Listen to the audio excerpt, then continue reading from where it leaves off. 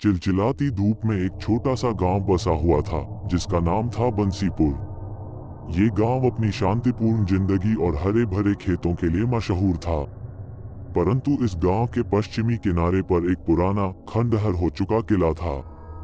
इस किले का नाम था मुंजा का किला। इस किले के बारे में गांव वालों के बीच एक प्राचीन और डरावनी कहानी प्रसिद्ध थी। कहानी के अनुसार मुंजा एक भूत था जो सदियों पहले इस किले का मालिक था। मुंजा अपने समय का एक क्रूर और निर्दयी राजा था। उसने अपने राज्य को आतंक और अत्याचार से भर दिया था। कहते हैं कि मुंजा ने अपनी ही प्रजा को प्रताड़ित किया और उनके साथ अमानवीय व्यवहार किया। उसकी क्रूरता और अत्याचार के कारण एक दिन उसकी प्रजा ने विद्रोह कर दिया और उसे मार डाला। लेकिन उसकी आत्मा को शांति नहीं मिली और वो एक भूत के रूप में इस किले में बस गया। वर्षों से गांव वालों ने किले से अजीब आवाजें और चीखें सुनी थी।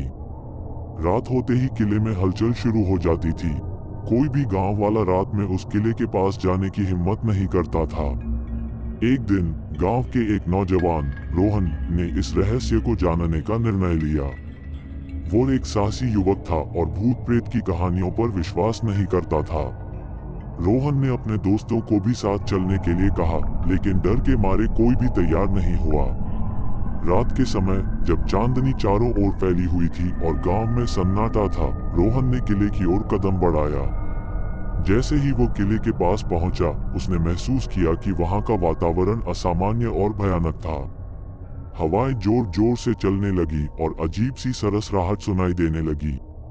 रोहन ने अपनी टॉर्च जलाई और किले के अंदर प्रवेश किया। किले के अंदर का दृश्य बहुत ही भयावह था। टूटे फूटे दरवाजे, झड़ते हुए पत्थर और अंधेरे कोनों में छिपे रहस्यमयी छायाएं। वो धीरे धीरे किले के अंदर बढ़ता गया। कुछ समय बाद रोहन को एक बड़ा हॉल दिखाई दिया जिसके बीचों बीच एक विशाल सिंहासन रखा हुआ था। सिंहासन के पास पहुंचते ही उसने महसूस किया कि वहां किसी की उपस्थिति है।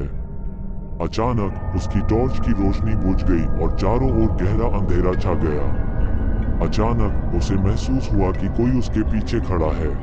उसने मुड़कर देखा तो एक भयानक काले कपड़ों में लिपटा हुआ लाल आंखों वाला आकृति खड़ी थी। वो मुंजा का भूत था। मुंजा ने जोर से चिल्लाकर कहा, कौन है जो मेरी शांति भंग करने आया है?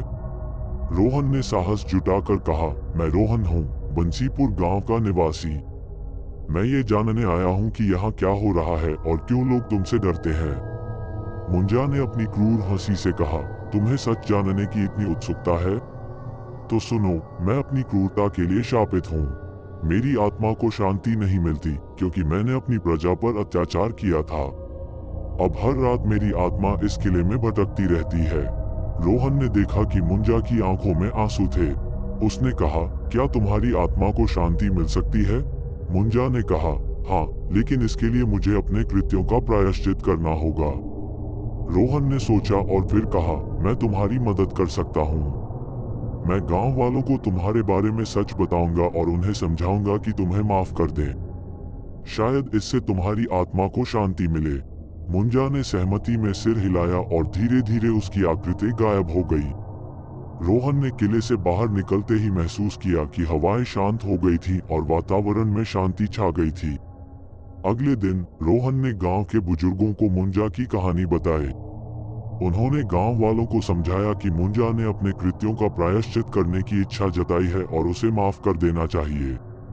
गांव वालों ने रोहन की बात मानी और किले के पास एक प्रार्थना सभा का आयोजन किया।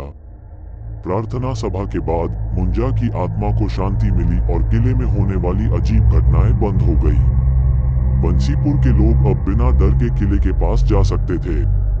रोहन की साहसिकता और समझदारी ने गांव को एक भूतिया किले के आतंक से मुक्त कराया। और इस प्रकार मुंजा की दहशत की कहानी का अंत हो गया और बंसीपुर गांव फिर से अपनी शांतिपूर्ण जिंदगी की ओर लौट आया।